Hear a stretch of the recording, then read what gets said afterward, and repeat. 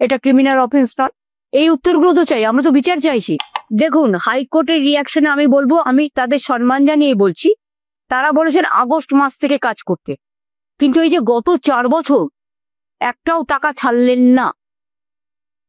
যারা কাজ করেছিলেন তাদেরও যে একটা পয়সা দেয়া হলো না। আমাদের এমপি এমএলএ এর লিডাররা যখন দিল্লিতে গিয়ে ধর্ণা দিলেন, তাদের সবার বিরুদ্ধে কোর্টে কেস করা হলো। আমরা রেল বুকিং করেছিলাম, রেলের বুকিং ক্যান্সেল করে দেওয়া হলো লাস্ট মোমেন্টে। বাসে বাসে গরিব লোকগুলো গেছিল দিল্লিতে। এমনকি হাফ মিনিস্টার চুনাপুটি, তিনি টাইম দিয়েও আমাদের এমপি টিমের সাথে মিনিস্টারদের সাথে মিট করেননি। অনেক অসম্মান, অনেক অপমান করেছেন। যারা কাজ করতে করেছে টাকা পায়নি, তাদের টাকাটা আমরা রাজ্য সরকার থেকে দিয়েছি, কিন্তু আমাদের টাকা আমরা যদি দিতে হয় এরিয়ার থেকে দিতে হবে, আমাদের ফেরত দিতে হবে।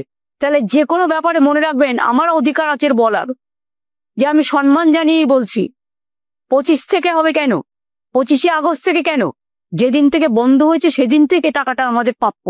তার কারণ আমরা কিন্তু কাজটা চালিয়ে গেছি, আর আমাদের টাকা ডাইভার্ট করে অন্য রাজ্যকে দেওয়া হয়েছে কেন? এটা ক্রিমিনাল অফেন্স নয়? এই উত্তরগুলো তো চাই, আমরা তো বিচার চাইছি, যেটা ন্যায়সঙ্গত আমরা সেটা মানবো। 25শে আগস্ট থেকে দেবে কেন? ইলেকশন আসছে বলে লোক দেখানো? আর গত 4 বছর যারা না খেয়েছিল তাদের দিকে একবার তাকিয়েছেন? কাজ করিয়ে টাকা দেননি, লজ্জা করে না?